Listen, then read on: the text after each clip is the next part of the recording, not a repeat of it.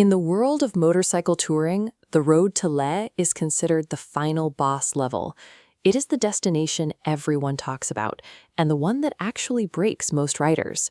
Look at the scale.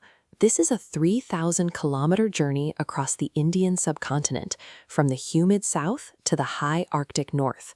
There are no flights and no shortcuts. You cover every meter by road. Before attempting the mountains, you have to navigate the sheer, overwhelming distance of the map itself. The journey begins at absolute zero, sea level in Mumbai. You leave before sunrise to escape the city's gridlock, but the silence doesn't last long. The first 1,900 kilometers to Delhi are a test of patience. It's a landscape of flat, multi-lane highways and roadside dhabas, where the only goal is to stay awake through 12-hour days of heat and vibration. This is the mandatory pay your dues section of the trip. There are no views here, just the monotonous rhythm of the road and the physical exhaustion that comes from days of highway riding. By the time you finally reach the base of the Himalayas, you are already physically depleted. The mountain doesn't meet you when you're fresh. It meets you after a 2,000-kilometer grind. Everything changes in Manali. The temperature drops, the air thins, and the horizontal highway disappears. From this point on, every kilometer you gain is a vertical struggle. This altimeter becomes the most important gauge on your dashboard. Elevation is now the primary factor in every decision you make, and the numbers are trending steadily upward.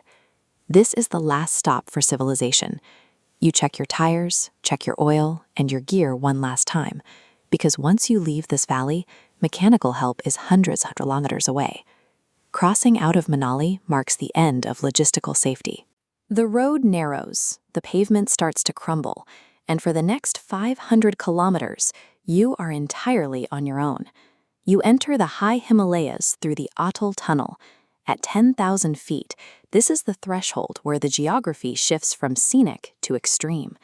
You soon hit the Gata loops, a series of relentless hairpin turns carved into a canyon wall.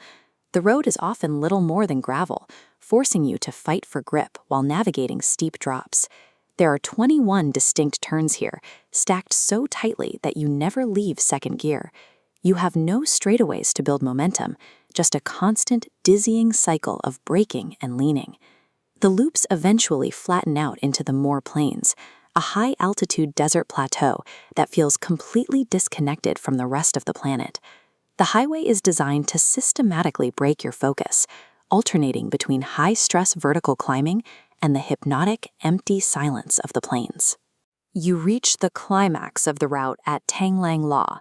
You are standing at 17,582 feet above sea level.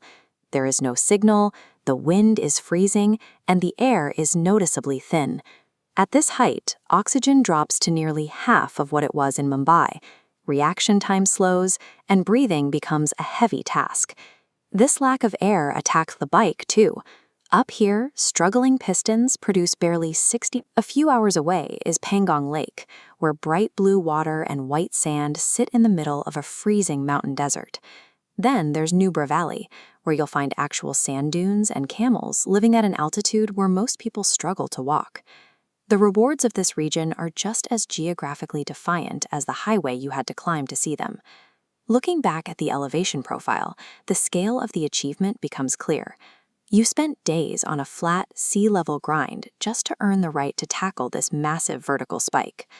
This route is neither comfortable nor easy. The cold, the exhaustion, and the thin air are not obstacles to the trip.